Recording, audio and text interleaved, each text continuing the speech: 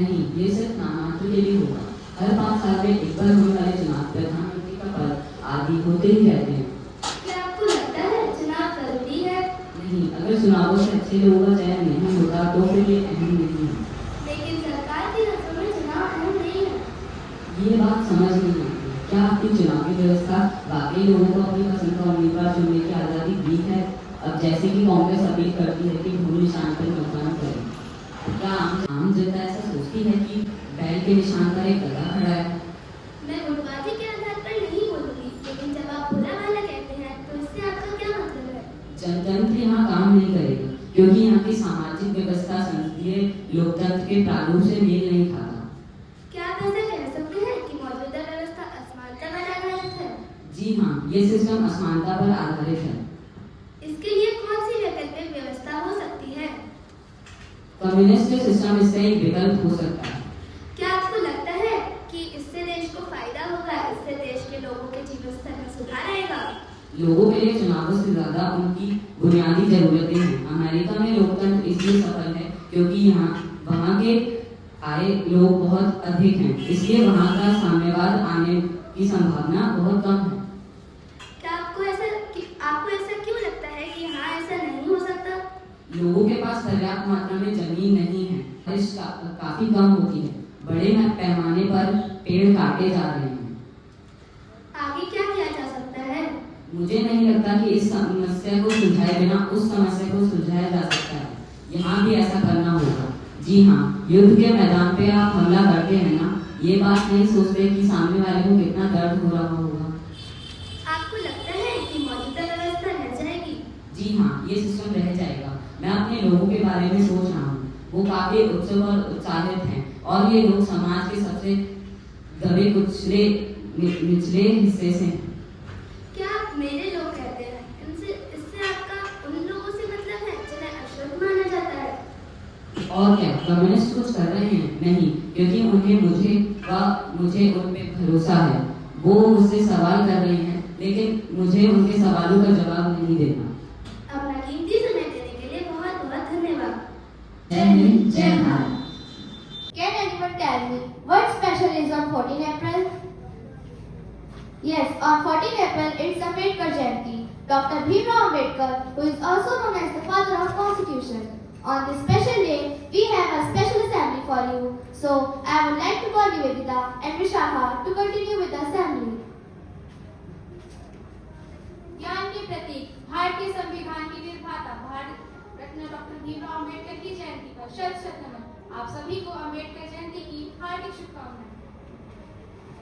शिक्षित बनो, संगठित रहो, संघर्ष करो। बाबा साहब के विचारों से आज हम प्रेरणा लेकर एक बेहतर भारत बनाने का संकल्प करते हैं। हैप्पी भीमराव अम्बेडकर जयंती।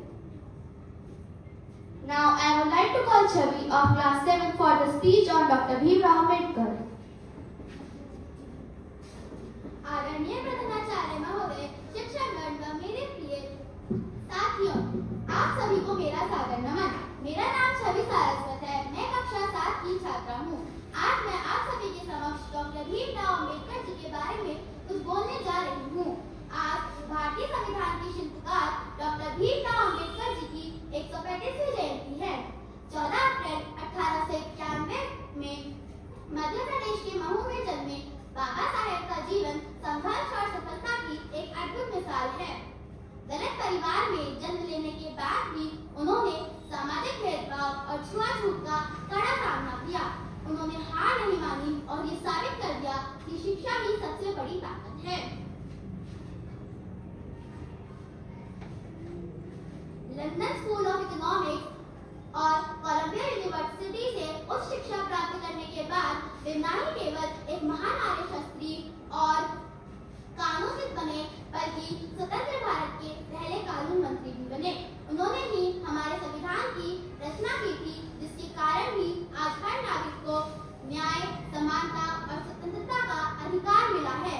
उन्होंने महिलाओं के अधिकारों, श्रमिकों के हितों और समाज में दबे कुचले लोगों को समानता दिलाने के लिए अपना पूरा जीवन समर्पित कर दिया। डॉक्टर भीमराव अम्बेडकर के द्वारा कहे गए 3 जादुई शब्द हमें हमेशा याद रखने चाहिए कि शिक्षित बनो, संगठित रहो और संघर्ष करो।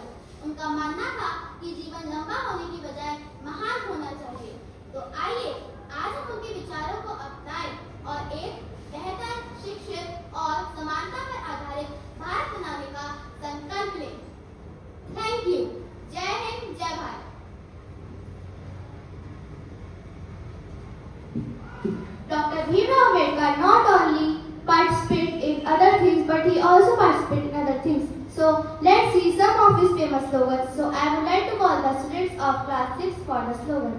अधिकार मांगो नहीं, अधिकार छीनो। शिक्षक बनो, संगठित रहो, संघर्ष करो। जाति तोड़ो, समाज बनाओ। जब तक है दम संघर्ष करेंगे हम, संघर्ष करेंगे हम। Now it's time to test you. So I would like to call Yashika of class 6 to ask some GK questions. सुप्रभात, मेरा नाम यशिका वर्मा है। मैं कक्षा 6 की छात्र हूँ। आज मैं आप सभी के समक्ष कुछ प्रश्न पूछने जा रही हूँ। पहला प्रश्न, दुनिया में 32 डिग्री किसके पास थी? Bhimrao Ambedkar. At last but not the least, I would like to call the students of class 8 for the Shayari of Dr. Bhimrao Ambedkar. नींद अपनी खोकर जगाया हमको, आंसू अपने गिराकर हंसाया हमको, कभी मैं भूलना उस महामानव को, जमाना कहता है बाबा साहेब जिनको।